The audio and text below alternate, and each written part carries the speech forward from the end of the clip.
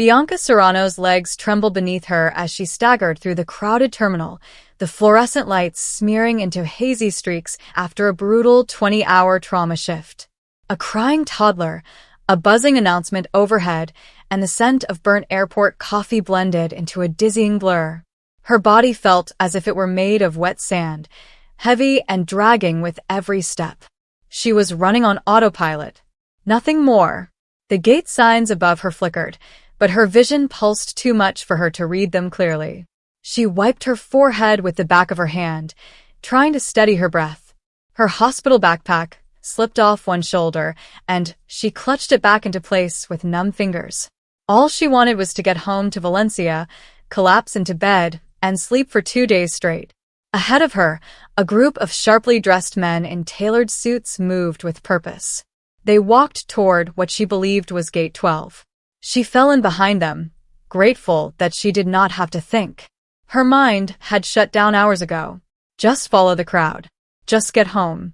She did not notice the velvet rope. She did not notice the handwritten manifest on a clipboard. She did not notice the uniformed guard who glanced at her exhausted face and stepped aside, assuming she belonged with the men. Bianca just kept walking. By the time her blurry brain registered that the flooring beneath her feet had shifted from the terminal's scratched tiles to the soft carpet of a private boarding lounge, she was already being guided through a narrow entrance. A second guard opened a glass door, barely glancing at the group as they passed through. Her legs carried her forward without permission, her thoughts lagging 10 steps behind. A wave of cool air brushed against her skin as she entered the jet. She blinked at the warm lighting, the polished surfaces, the faint scent of leather. None of it clicked.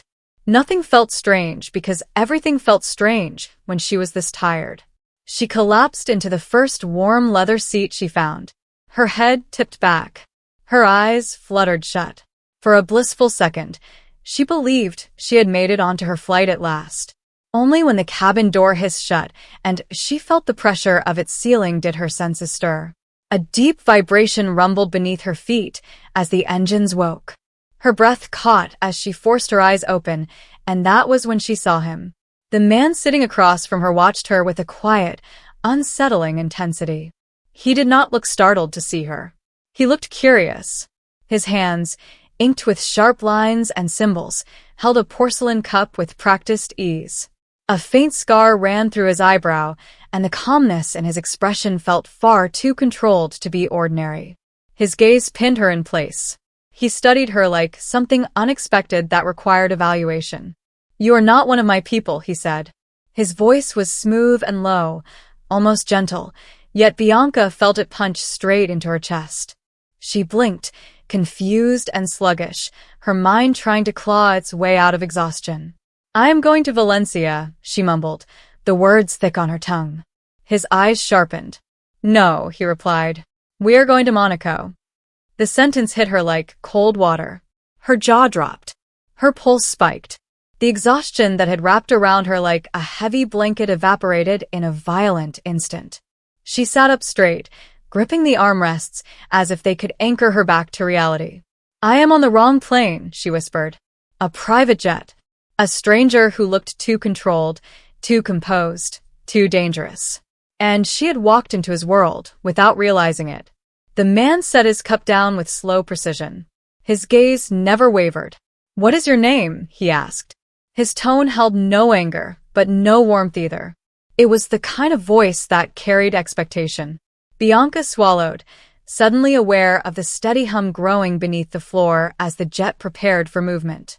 "Bianca," she said softly. "Bianca Serrano." He leaned back, absorbing the name, absorbing her. Something unreadable flickered in his expression. "You boarded my aircraft without an invitation," he said. "Tell me why." A tremor ran through her. "I did not mean to. I followed the wrong people. I just finished a long shift. I was not thinking clearly. I thought this was Gate 12. I swear I did not know." One of the suited men seated behind the stranger glanced toward them, as if evaluating whether he should intervene. The stranger lifted a hand slightly, a silent command that required no explanation, and the man looked away. Bianca realized then that this was a person who was obeyed without question. Someone accustomed to control. Someone accustomed to danger. Someone she had absolutely no business sitting across from. The jet began to roll forward. She heard the engines rising to a deeper growl. Panic tightened her chest. "Please," she said, her voice cracking. "I need to get off. I am on the wrong plane. I cannot go to Monaco. This is a mistake." The stranger held her gaze calmly, while the cabin tilted with gentle acceleration. "We are already taxiing," he said. "There is no disembarking now." Her stomach dropped. Her breath went thin. She was trapped in a private jet, thousands of miles away from the life she was supposed to return to, with a man whose very presence felt like a warning. He observed her panic with an expression that was neither annoyed nor sympathetic. It was something else. Something searching. "What do you do, Bianca Serrano?" he asked. The question startled her. She blinked rapidly, trying to steady her breath. "I am a trauma nurse," she whispered. His eyes softened, only for a second. A sliver. A shift so small she almost doubted she saw it. "You look tired enough to collapse," he said. "How long were you working?" 20 hours, she admitted. "Maybe more." The jet wheels vibrated beneath them as the aircraft gained speed down the runway. Her heart beat in her throat. She grabbed the armrests tighter, her knuckles bleaching white. The nose of the plane lifted, and her breath hitched. The rush of altitude swallowed the last chance she had to turn back. She was in the air with a stranger, who felt like danger, wearing a tailored suit. The man studied her once more, as if making a decision. "My name," he said quietly, "is Gonzalez Rico." The name meant nothing to her. Not yet. Not in the air, not in her exhaustion. She did not know that his presence on this jet was not for pleasure, but for a negotiation that could ignite or end a brewing criminal war. She did not know that his quietness was not indifference, but the weight of a throne he never wanted. She did not know that her accidental arrival was the first unexpected moment in his life in months, and the first distraction he had not immediately resented. All Bianca knew was that she had boarded the wrong aircraft, and the wrong man sat across from her. The jet climbed higher, the clouds swallowing them in soft white. Bianca dared one final, trembling breath. Powerless. Exhausted. Lost. The wrong gate had brought her here. And the moment Gonzalez Rico's eyes settled on her again, she understood that this mistake was far bigger than a wrong flight. It was the beginning of a story she was not prepared for. For a moment, the only sound inside the jet was the low, steady hum of the engines climbing higher through the clouds. Bianca's pulse thudded loud enough to drown it out. The man across from her hadn't moved since telling her, calm as a surgeon delivering a fatal diagnosis, that they were going to Monaco. Now he watched her with a focus that made the leather seat beneath her feel suddenly unstable. "Who sent you?" he asked. His voice wasn't raised, but the quiet precision of it hit harder than a shout. Bianca swallowed, her mouth bone dry. "No one sent me," she whispered. "I'm just a nurse. I made a mistake. I thought this was my flight." He leaned back slightly, the motion smooth, controlled, but she could feel the suspicion rolling off him. His tattooed fingers tapped once against his espresso cup, the ink catching the warm cabin light. Her gaze darted toward the cabin door, still sealed shut. No escape. No options. "People don't just walk onto my plane," he said. "Not unless they want something from me or unless someone wants something from them." Her breath shook. "I don't want anything from you." A pause. Then his head tilted the slightest degree, as if studying a specimen under glass. "That's what worries me," he murmured. Bianca felt her stomach drop. He made a subtle gesture with 2 fingers. One of the men seated a few rows behind them, a broad-shouldered figure in a tailored suit, posture stiff with discipline, immediately stepped forward. "Check her," the man ordered without taking his eyes off Bianca. "Name, employment, residence. Everything." Bianca's chest painfully tightened. "Wait, please. It will be easier if you stay still," he said, voice calm but firm enough to press her spine into the seatback. Her phone trembled in her hand as she turned it on. No signal. Not even a flicker. The jet was too high, too far, too enclosed in a world she was never meant to touch. She tried again. Nothing. The man, Gonzalez Rico, though she didn't know that name yet, watched her struggle without comment, but something in his expression shifted. Not softening, more like noticing. "What's your name?" he asked. "Bianca. Bianca Serrano." Her teeth caught her bottom lip. "I was supposed to be on a flight home. Valencia. I swear that's all." He didn't blink. "And why are you traveling alone?" Her throat closed for a moment. "I just finished a trauma shift. 20 hours. I wasn't thinking clearly. I must have followed the wrong group of people. I didn't even notice where I was." His gaze moved over her face, her wrinkled scrubs beneath the jacket she'd thrown on, the dark circles under her eyes. It was the gaze of someone who dissected lies for sport, someone trained to find weakness fast.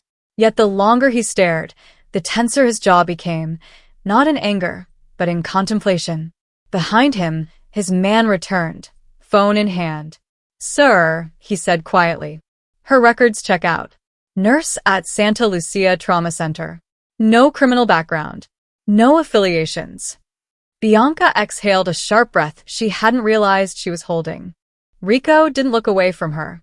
"And her boarding pass?" "Scanned at gate 12, sir." But she didn't go through the passenger jetway.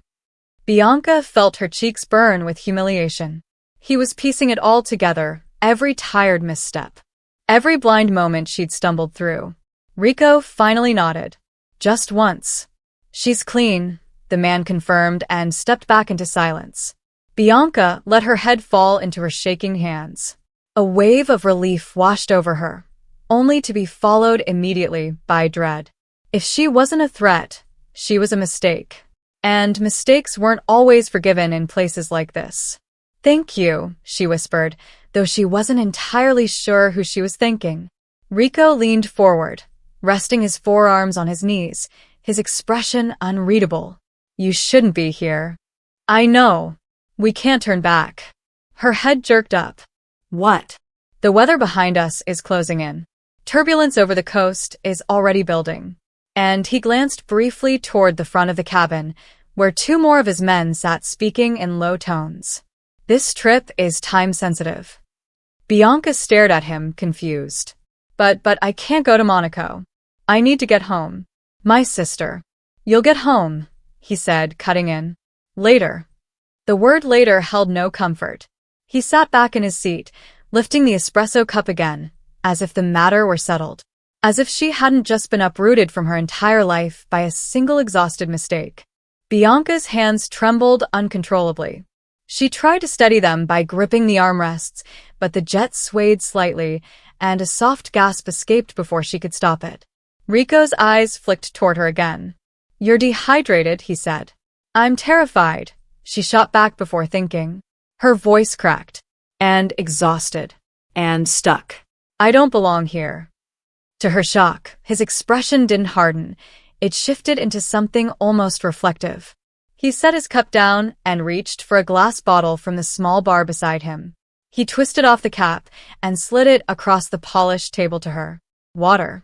It felt like a strange, disarming gesture from a man who looked more like he belonged in a shadowed alley than inside a jet lined with gold fixtures. But she took it.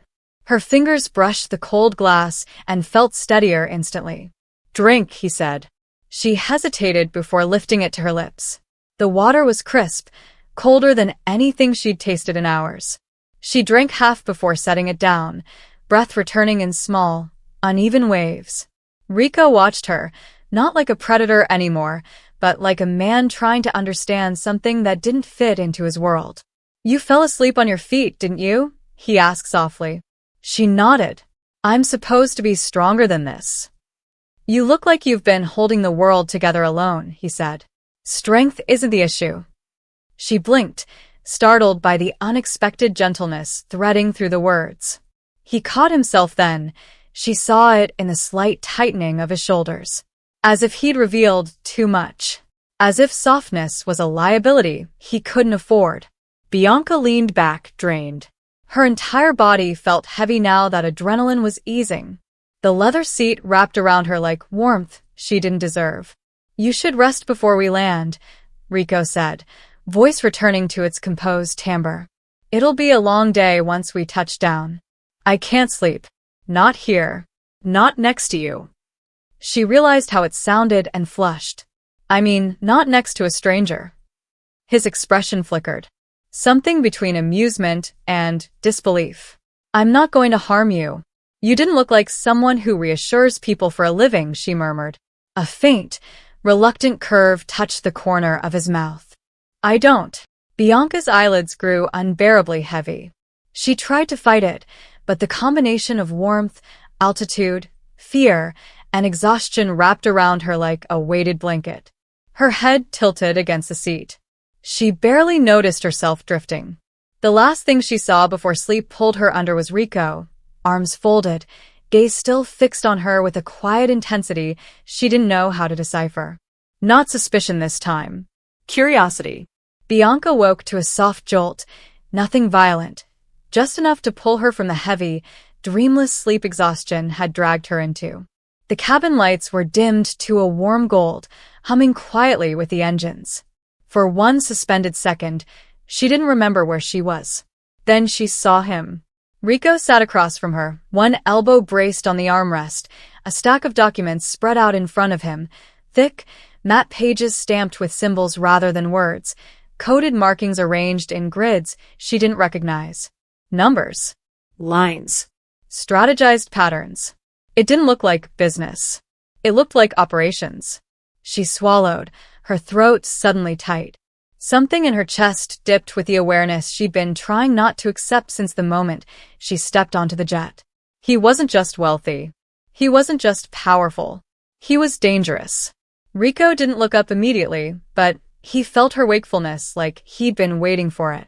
His gaze lifted, steady and sharp, but not unkind.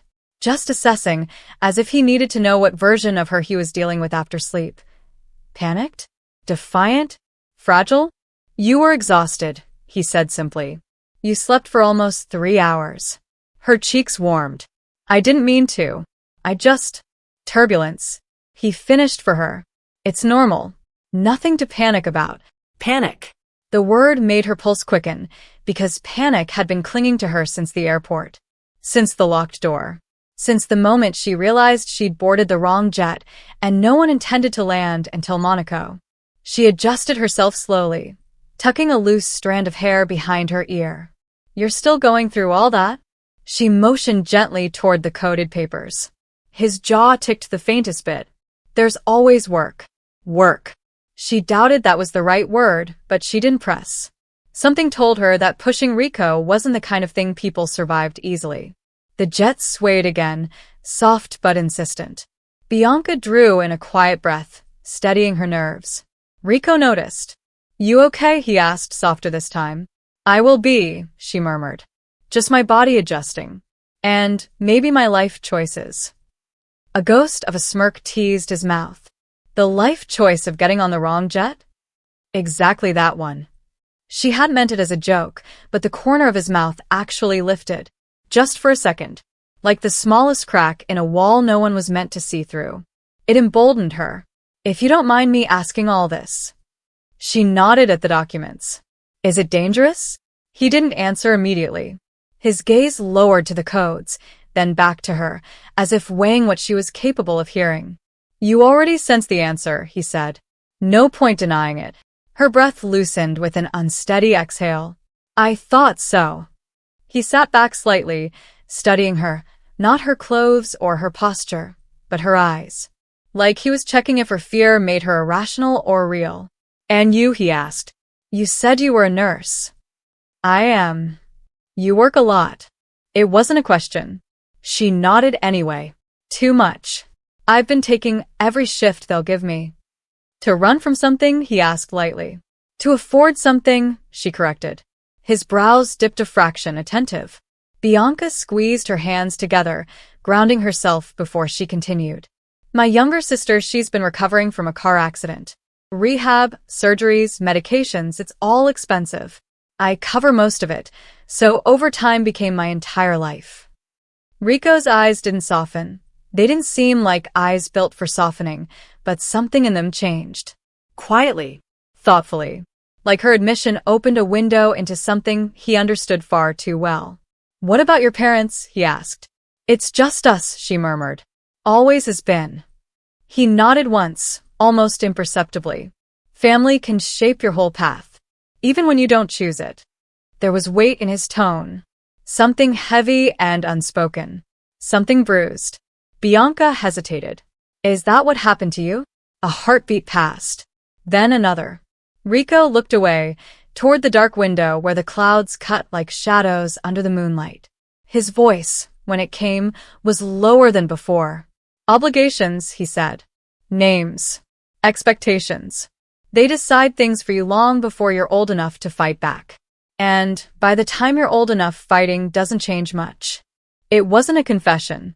It was a fracture, the smallest glimpse behind the steel exterior he wore like armor. Bianca wasn't sure why she felt it so deeply. Maybe because exhaustion stripped her defenses too thin. Or maybe because for the first time since she met him, Rico sounded human. "I'm sorry," she said softly. He shook his head. "Don't be. We all carry something. You with your sister. Me with my world." She didn't ask more. Somehow, she knew he wouldn't have told her anyway. The jet steadied, the turbulence easing into a smoother glide. For a while, neither of them spoke. The silence wasn't tense or awkward.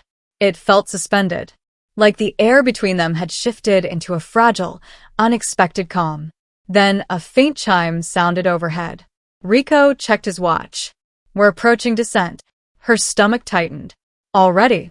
Monaco isn't far from where we took off. And the weather is turning," he explained, setting the documents aside.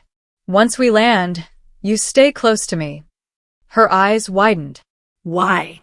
"I thought you said Monaco is safe." "It is," he replied. "Monaco is not the problem." Something in his tone chilled the air around her. He continued, voice even. "The meeting I'm attending is not the kind of place you wander around alone." A breath hitched in her throat. "So, I really am stepping into something dangerous." His gaze met hers, direct and unflinching. "You already have. But I'll make sure nothing happens to you." The words struck her harder than she expected, not because of the promise, but because of the sincerity in it.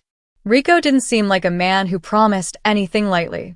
Outside the window, the coastline began to glow through the clouds, the pale shimmer of Monaco's lights cutting through the night. Bianca swallowed, bracing herself as the jet tilted gently downward. She had boarded the wrong plane hours ago, but she was about to land in someone else's world. A world she'd only ever seen in headlines, whispered about in midnight corridors at the hospital, the kind that left blood on marble floors and names erased from existence. And Rico? He wasn't just part of that world. He was the center of it. As the cabin lights brightened and the engines shifted into descent, Bianca clutched the armrest, steadying herself, not from fear of the landing, but from the terrifying realization settling straight into her bones. Nothing about her life would be normal again after this night. And Rico was the reason why. The touchdown was smoother than Bianca expected, so smooth that for a moment, she didn't realize they had landed. The engines shifted pitch, the jet taxied, and the world outside the window glowed in soft, coastal gold. Monaco at night looked unreal, like someone had painted an entire city in light. But the moment the cabin doors opened, reality snapped back with force. A line of men in black waited at the foot of the stairs. Not airport staff. Not chauffeurs. Security. Rico's security. They stood in formation, shoulders square, movement sharp, eyes scanning before they even acknowledged their boss. Bianca froze halfway down the steps, feeling the shift in atmosphere. These men were trained, disciplined, and alert in a way she'd only seen military personnel behave. But what rattled her wasn't their presence. It was their reaction to Rico. The instant he stepped onto the tarmac, the men straightened, not out of duty, but respect wrapped tightly in fear. Their heads dipped, their voices lowered, their stances sharpened. This wasn't the behavior shown to a wealthy businessman. This was the behavior shown to a leader whose word could change lives or end them. Bianca felt her pulse climbing. One of the men opened a door for her. "Ma'am, this way." Ma'am. No name. No warmth. Just protocol. She hurried toward the car, doing her best not to get in anyone's way. She could feel eyes brushing over her, assessing, identifying, deciding if she was a liability. As she approached the vehicle, she noticed symbols near the shoulder seams of their jackets. Emblems, carefully stitched, nothing she recognized. They didn't look corporate. They looked like insignias. A quiet chill ran through her. The world she'd stepped into wasn't just dangerous, it was organized. Rico joined her a moment later and slid into the back seat. The door shut with a heavy, reinforced thud. The car moved instantly, as if the driver had been waiting for a signal she couldn't hear. Bianca swallowed hard. Your men, they treat you like a leader, he finished, not looking at her. She nodded. He didn't confirm or deny it. He just watched the city lights flicker across the windows as they sped away from the airfield, the silence saying more than any explanation would. The drive was short. Too short for questions. Too short to process the fear humming in her bones. Soon they pulled into an underground entrance of a towering glass building near the marina. The security presence here was even thicker, checks, scans, controlled access. Everything felt calculated, precise, rehearsed. When they finally stepped out, Rico turned to her. You'll stay here, he said, in a suite on my floor. Her stomach nodded. Rico, I don't belong in a place like this. It's not about belonging, he replied, already motioning for a guard to escort her. It's about safety. Your arrival tonight wasn't planned. People may assume you're connected to me. And assumptions can get you hurt. Her breath caught. So I need protection. He met her eyes. Yes. She wasn't sure if she was relieved or terrified. The suite they brought her to looked like something from a travel magazine, floor-to-ceiling windows, soft lighting, marble floors, everything quiet and impossibly polished. She stepped inside and froze, feeling out of place in her wrinkled clothes, still smelling faintly of antiseptic and exhaustion. Back home, she lived in a small two-room apartment. At the hospital, she changed in break rooms that smelled like latex gloves and burnt coffee. She'd spent years in scrubs, rushing between emergencies, deadlines, alarms. Now she was standing on a velvet rug in Monaco, with a view of the harbor. It felt like a dream. A bizarre, dangerous, beautiful dream. She wandered through each room, touching nothing, too afraid she might break something that cost more than her annual salary. The silence felt strange, too clean, too still. No beeping monitors. No overhead announcements. No hurried footsteps. Just her heartbeat. And the growing realization that she was in the center of a world she barely understood. A soft knock sounded. She turned, startled, and opened the door. Rico stood there, his posture relaxed, but his eyes carrying the weight of something she didn't dare name. Is it okay? He asked. She nodded, though her voice came out barely above a whisper. It's beautiful. I'm overwhelmed. That's normal, he said quietly. She hesitated, then stepped back slightly, letting him inside. He didn't walk far, just enough to give them both privacy from a hallway. He studied her with that same composed intensity, though something gentler rested beneath it now. A shift she didn't fully understand. I'll be leaving soon, he told her. The meeting, it's not simple. You're not to leave this floor without one of my men. Because it's dangerous? She asked. His silence stretched. Heavy. Telling. Bianca's throat tightened. She forced herself to meet his eyes. Rico, are you involved in something illegal? He didn't look away. He didn't speak. He didn't need to. The absence of an answer was answer enough. Her pulse thundered, but strangely, she didn't step back. She didn't scream or panic. She just absorbed the truth slowly, layer by layer, like a bruise forming under the skin. Their dynamic shifted in that moment. Rico exhaled, a slow release of tension she didn't realize he'd been holding. I won't let anything happen to you, he said softly. Just stay inside. Trust me. Bianca didn't know if she should trust him, but she did. Or maybe she had no choice. As he left and the door clicked shut, the suite felt larger than before. Too large. Too quiet. too filled with a man's shadows she wasn't sure she could outrun. But she also couldn't deny the strange, unsettling truth rising inside her. Part of her didn't want to. Morning slipped into Bianca's suite like a shy visitor, soft light brushing against the curtains, the distant hum of the marina easing her out of sleep. For a fleeting second, she forgot where she was.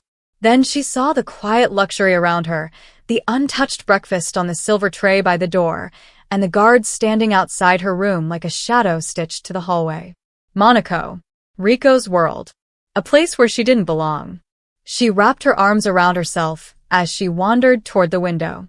From this height the city sparkled, clean lines, gleaming terraces, yachts that looked like they belonged in films.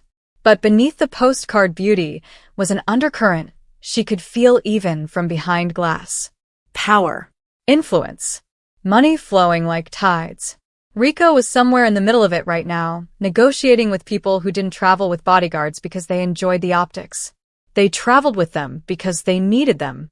A soft knock broke her thoughts. "Miss Serrano?" A deep voice asked. "Breakfast will be refreshed in 1 hour. You may roam the suite, but do not attempt to leave the level." She nodded, even though the guard couldn't see her. Her life had been emergency rooms, cramped apartments, and public transport. Now she wasn't allowed to step into a hallway without permission. Hours crawled by. She tried reading. She tried watching something. She tried napping. Nothing worked. Her pulse kept returning to one thought. Rico was out there with people capable of hurting him. And she didn't understand why that thought unsettled her so much. Eventually, she stepped into the corridor, guided by the guard stationed outside her door. "Can I talk to someone?" she asked hesitantly. "Just to pass the time?" The guard exchanged a glance with another standing by the elevator. Then he nodded. "There is someone you can speak with." He led her to a small lounge on the same floor. The space was simple compared to her suite: leather seating, a bar cart, a wall-mounted screen showing muted news coverage in French. An older guard sat near the window, flipping through a newspaper. He lifted his head when Bianca entered. His hair was speckled with gray, his expression steady, but somehow kinder than the others.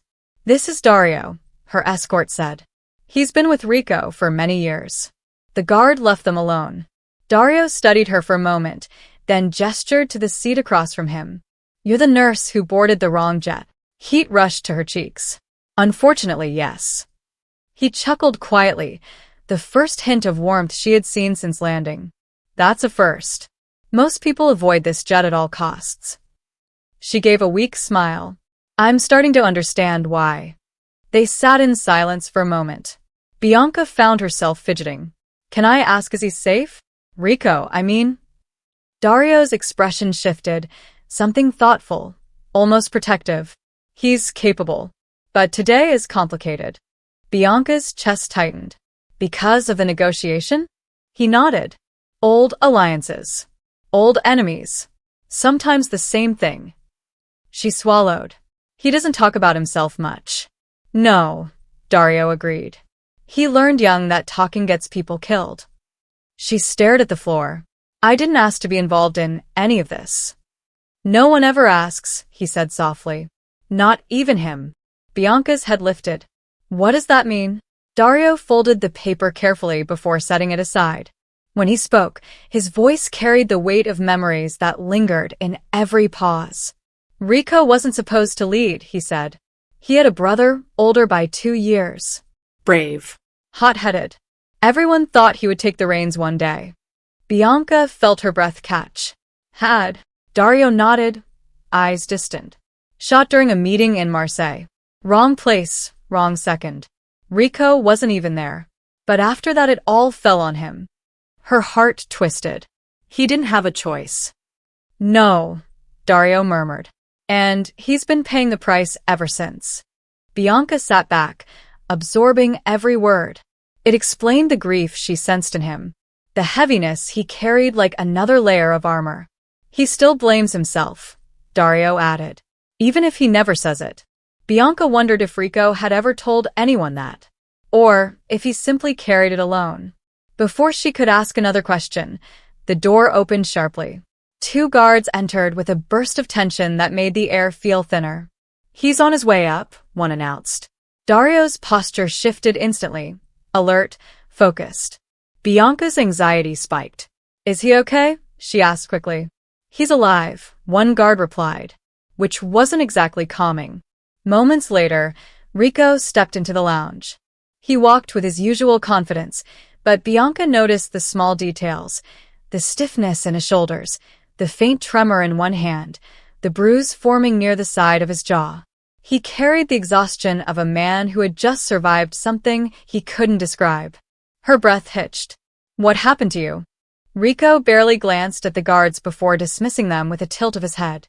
Once they left, he sank into the seat opposite her. He didn't speak for a moment, just pressed his fingertips against his jaw, wincing slightly. It's nothing, he muttered. Bianca stood, instinct tugging her forward. Let me see. He opened his mouth to refuse, but she was already crouched beside him, examining the bruise. It was swelling, not badly, but enough to show he hadn't walked away unscathed. Someone hit you, she whispered. Rico gave a humorless laugh. Negotiations aren't always civil. She shot him a look that made him straighten slightly.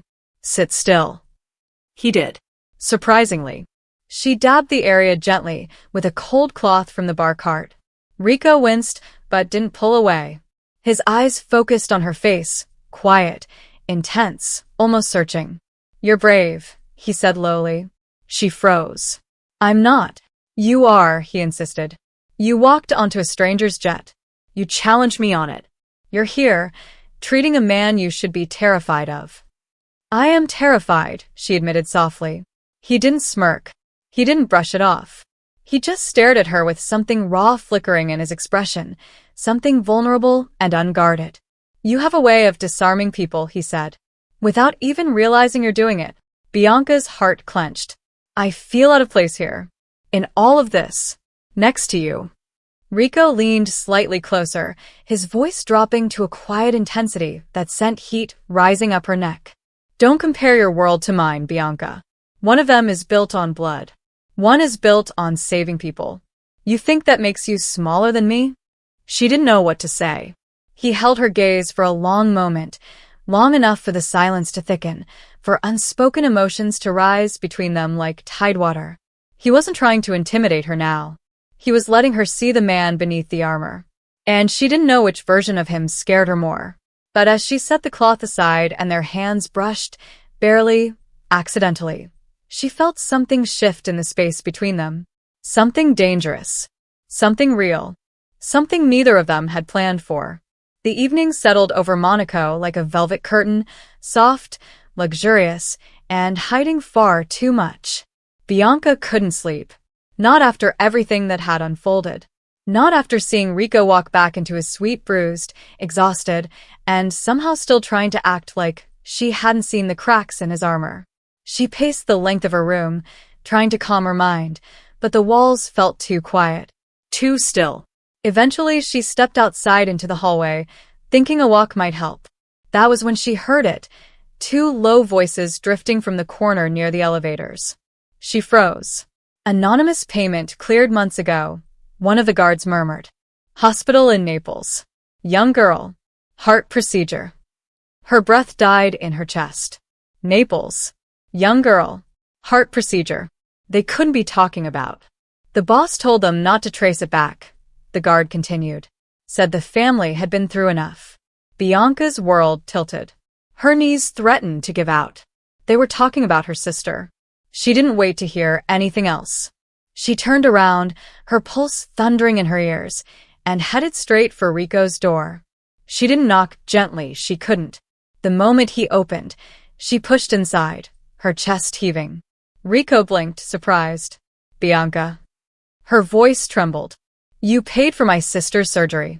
He inhaled sharply, barely visible, but enough. Who told you? I overheard your men. Her hands were shaking so hard, she had to press them against her sides. Why didn't you say anything? Why would you? How did you even know? For the first time since she met him, Rico looked caught. Not dangerous, not defiant, just caught. He shut the door behind them and leaned against it, exhaling slowly. I didn't want you to know. That doesn't answer my question, she whispered. Rico massaged the bridge of his nose, his shoulders sagging under the weight of something he'd clearly carried for months. A contact of mine runs a charity. Legitimate, he added, seeing her expression. He flagged a case your sister's. Young, critical condition, funding denied. The kind of situation where the paperwork moves too slow and the family has nothing left to give. Bianca's throat tightened so painfully she could barely breathe. You weren't supposed to see my name, he continued. It was handled through an intermediary. I only made sure the hospital had what they needed. Why? The words scraped out of her like a cry. He met her eyes, and the silence that followed felt like a confession in itself. Because you didn't stop fighting, he said softly. Even when everything was against you. Bianca swallowed hard. You didn't know me. No, he agreed. But I knew someone like you. Her chest ached. She wasn't sure if it was gratitude, shock, or the terrible, complicated pull she'd begun to feel around him. Rico, she whispered, voice trembling. You changed her life. You changed our life. And you didn't even. I didn't do it to be thanked, he cut in. And I didn't want you to feel indebted. That's the last thing I ever wanted. Her emotions tangled together. Raw, messy, overwhelming. She pressed her fingers to her forehead, trying to steady her breath. I don't know what I'm supposed to do with this. How to feel. You don't owe me anything. I know, she whispered. But that doesn't make this any easier. He stepped closer, slow and cautious, as if approaching a wounded animal. Bianca. She shook her head, eyes burning. Why didn't you tell me? Because, he said, voice low, I knew what it would do to you. You're proud. You survive by your own hands. I didn't want to take that away. A tear escaped before she could stop it. She turned away, wiping it quickly. You barely knew me. Rico's voice softened to something she'd never heard from him before. Sometimes you don't need to know someone to recognize their fire. Her breath stuttered. He watched her carefully, almost cautiously, like her reaction mattered more than he wanted to admit. After a long, thick silence, he cleared his throat. The final meeting is tomorrow. Once it's done, you can leave Monaco. I'll arrange your flight myself. There was something like regret threaded through that last sentence, quiet, almost hidden. Bianca swallowed. You want me gone? His jaw tightened. I want you safe. That's not what I ask. He hesitated. For a long, fragile moment, they just stared at each other, the air heavy with everything unsaid. Finally, Rico looked away. What I want doesn't matter. Her heart twisted. It matters to me. He froze at that, as if the realization startled him. The space between them felt charged, uncertain, dangerous, and painfully human. Bianca didn't know where they stood. She didn't know how to separate fear from gratitude, or confusion from the strange gravity pulling her toward him. All she knew was that tonight, everything had changed, and neither of them could pretend otherwise. The night settled over Monaco with an eerie stillness, the kind that made Bianca feel as though the city itself was holding its breath. Rico had left hours ago for the final negotiation, his expression unreadable, his instructions firm. She was to stay inside the suite. She was not to open the door for anyone but his men. She was not to step outside for any reason. She promised she wouldn't. But the moment he left, she felt something in her chest pull tight. His absence filled the room louder than his presence ever had. Bianca paced through the suite, trying to ease the growing restlessness rising inside her. Twice she tried sitting on the edge of the bed, only to get up again seconds later. She turned on the television, but couldn't focus. She tried reading an article on her phone, but the words kept slipping away. Her mind was trapped on one thought. What if something goes wrong? Outside the window, Monaco sparkled, calm, polished, wealthy, oblivious. But Bianca had already learned that Rico's world lived beneath that surface, in corners most people avoided, in alliances built from fear and necessity. The meeting he was attending tonight was the kind where deals reshaped territories. The kind where betrayals were often answered with bullets. She closed her eyes, trying to steady her breathing. Rico had walked into that world because he had no choice. But she hated that she now understood the weight he carried. She hated that she cared enough to feel it. A sudden crack in the distance shattered the silence. Bianca's eyes flew open. Another burst followed. Sharper. Closer. Gunfire. Her stomach dropped. She hurried to the balcony but stopped herself. Too exposed. Too dangerous. Instead, she inched toward the window and peeked carefully through the sheer curtain. She couldn't see anything specific, but the distant noise was unmistakable. A knock at the suite door jolted her so hard she stumbled back. Bianca, a low voice called. One of Rico's guards. She rushed over, hands trembling, and opened it a crack. The guard stood there, face grim. There was a confrontation near the meeting location. Nothing for you to worry about. Stay inside. Is he all right? Is Rico? We don't have updates yet, the guard said. His tone was meant to be firm, reassuring, but there was tension in his jaw. We'll inform you when we know more. Bianca tried to breathe, but her lungs refused to cooperate. She shut the door and pressed her forehead against it. Images flashed through her mind, Rico walking away, the bruise on his jaw from yesterday, the way he squared his shoulders as if preparing for a storm he knew was coming. She hated waiting. She hated fear. She hated that her hands wouldn't stop shaking. Hours crawled by. Every creak of the building made her jump. Every muffled sound from the hallway felt like a threat. She kept checking the time, her pulse racing faster with each minute that passed. She didn't even realize she had fallen asleep on the sofa until a soft click at the door snapped her awake. Her head shot up. Footsteps. The door opened. Rico stepped inside. He moved stiffly, favoring one leg. His shirt was torn near the side, and a faint smear of dried blood trailed down his temple. His eyes, usually sharp, calculating, looked darker, tired, and edged with something fragile. Bianca shot to her feet. Rico. He met her gaze, and something in him eased, as though just seeing her was enough to make the world feel manageable again. It's fine, he said, though his voice betrayed the strain beneath the words. Nothing you need to worry about. She ignored the dismissal and rushed to him. You're hurt. It's nothing, he muttered. Sit, she insisted. There was no hesitation this time. He sank onto the sofa, exhaling slowly, as if the act of sitting down finally allowed him to acknowledge the pain he had been suppressing. Bianca knelt beside him. Tell me what happened. Negotiations turned complicated, he said. Someone tried to send a message. A message. Her voice wavered. Our presence was challenged. Her chest tightened. But she reached for the first aid kit without another word.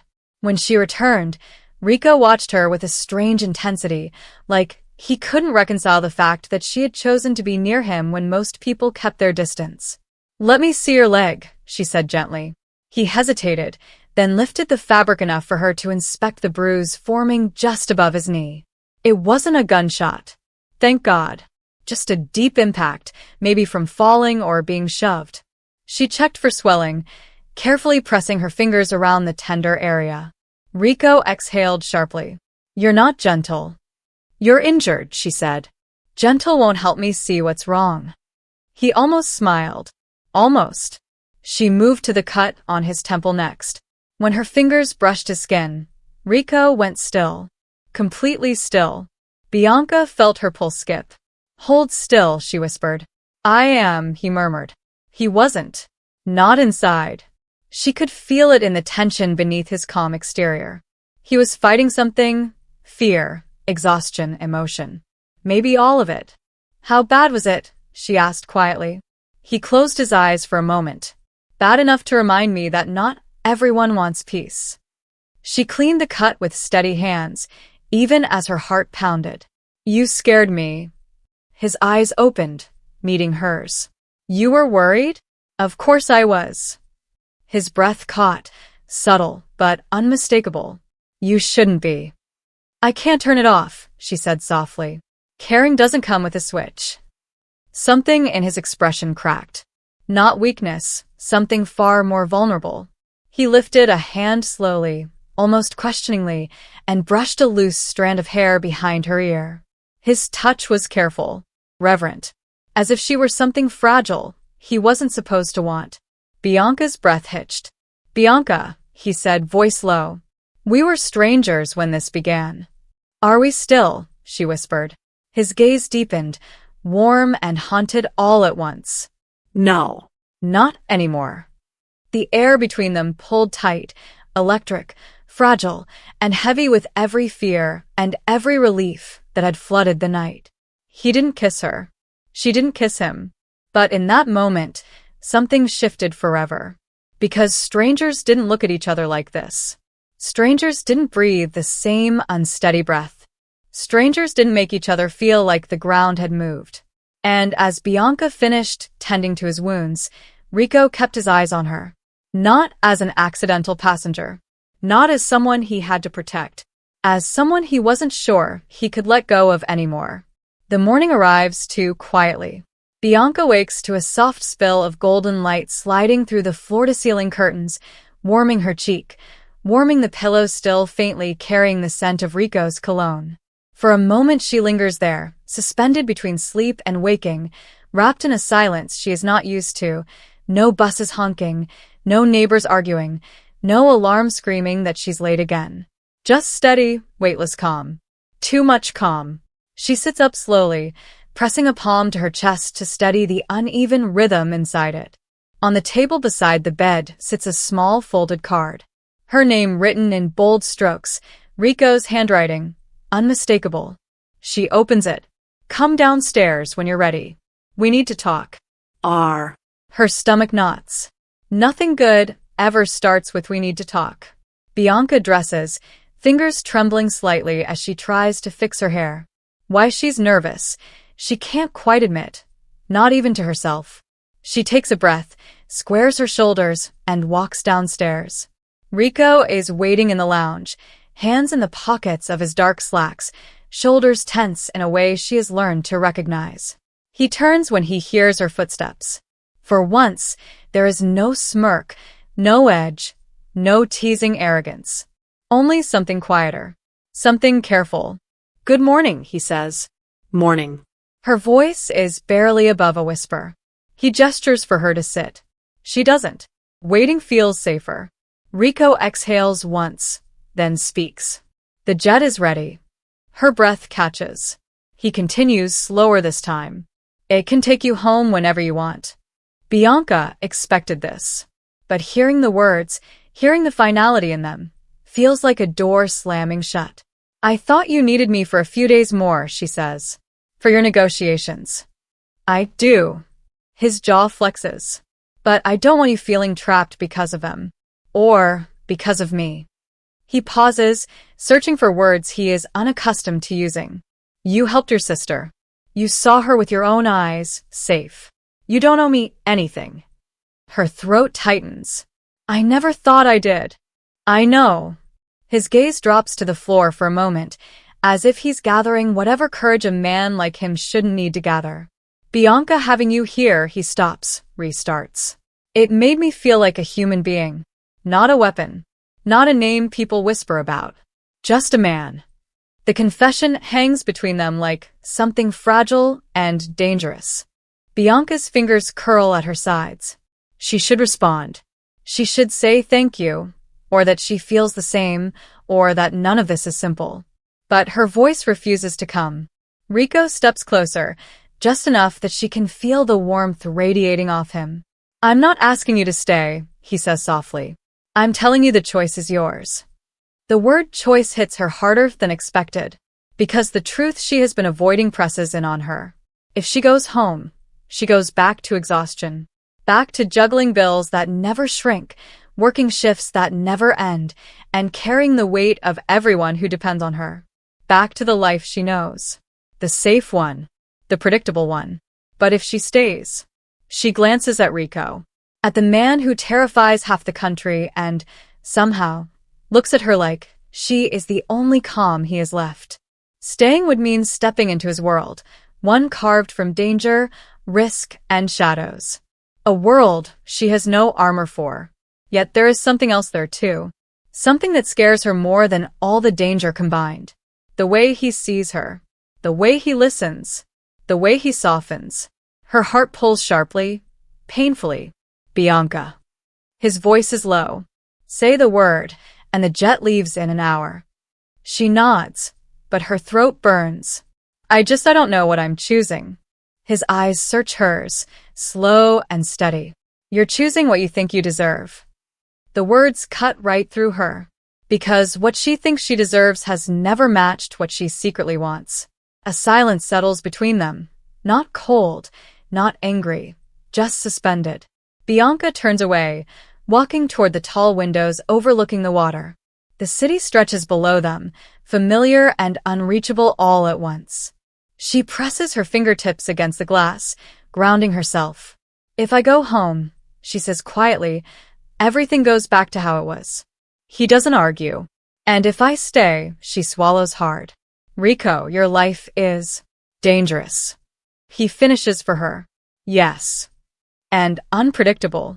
Yes. And messy. He huffs a faint, almost reluctant laugh. Also true. She turns to face him. You're asking me to step into that. No, he says. I'm asking you to choose what feels right to you. Even if it isn't me. The honesty steals her breath. Rico's expression softens in a way she has never seen, not even in the quietest moments. Like he's bracing himself for her answer. Like he's already preparing to let her go. And that makes her chest ache. Because no one has ever let her choose before. Not her jobs. Not her bills. Not life. He's the first person to give her something precious, the freedom to decide. She closes her eyes, just for a second, letting the weight of the moment settle into her bones. Her mind flashes through everything she would be leaving behind if she stayed, her apartment, her routines, the fragile sense of control she's always held on to. Then everything she would be walking into, a world fueled by power, shadowed by danger, led by a man whose tenderness is rare but real. A life nothing like the one she knows. A life that makes her pulse race in ways she's not ready to name. Again, her heart wrenches in two directions. When she opens her eyes, Rico is still watching, still waiting, still giving her space to breathe, even though every line of his body is wound tight.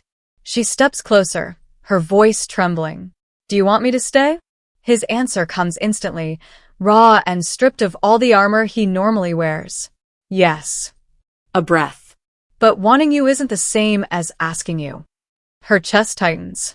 You're making this harder. Good. His voice is a whisper now, because it's not supposed to be easy. She stares at him, torn open from the inside. He is danger wrapped in gentleness. He is contradiction. He is safety and risk at the same time. And she is standing at the edge of something that could change everything. Rico lowers his gaze, almost as if he's preparing for the impact of her refusal. If you choose to go, he says quietly, I won't stop you. Not now. Not ever. Her breath stumbles. And if I choose to stay? She asks, barely audible.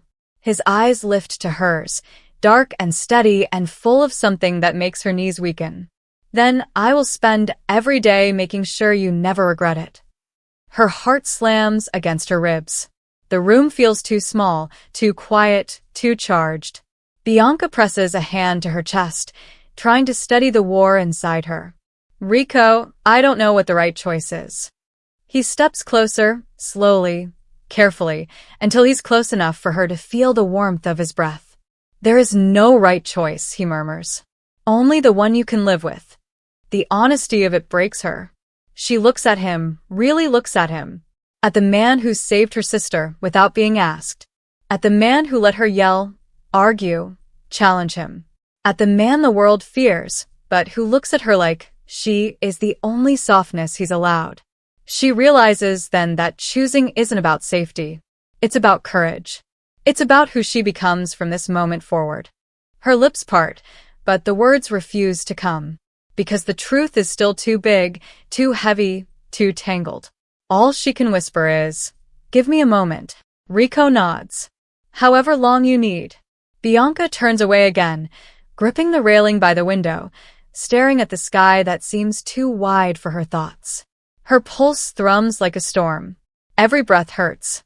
Because this choice could change everything. And she is terrified of both outcomes. Behind her, Rico remains silent. Still. Waiting. And in that silence, Bianca feels something she has not felt in years. Not fear. Not pressure. Not expectation. But the power to decide her own fate. And for the first time, she realizes how frightening and freeing that truly is. The runway wind is cold enough to sting. It whips Bianca's hair across her face as she stands at the foot of the jet staircase, staring up at the open door glowing with warm light.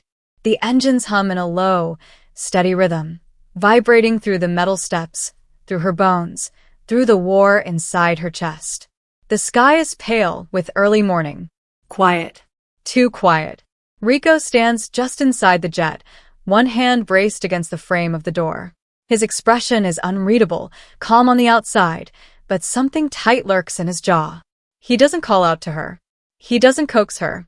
He just waits like a man who has learned the cost of forcing anything. Bianca's hands shake as she tightens her grip on the strap of her bag. This should be simple. She should walk up the steps, thank him for everything, and let the pilot take her home. Back to her sister, back to normalcy, back to the life she has always held together with her bare hands.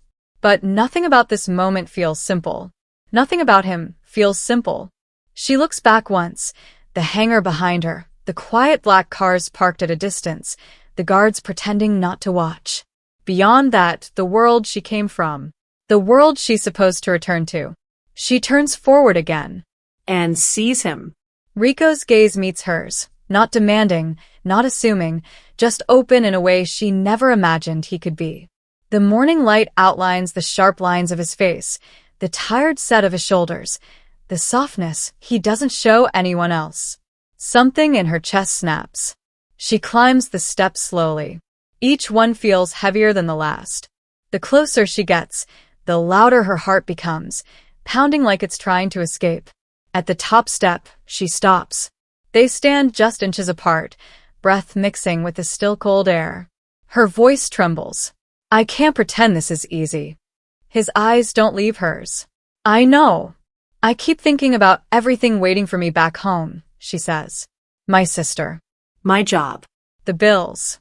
The life I've had to survive piece by piece. And you should think about it, he murmurs. Her throat tightens.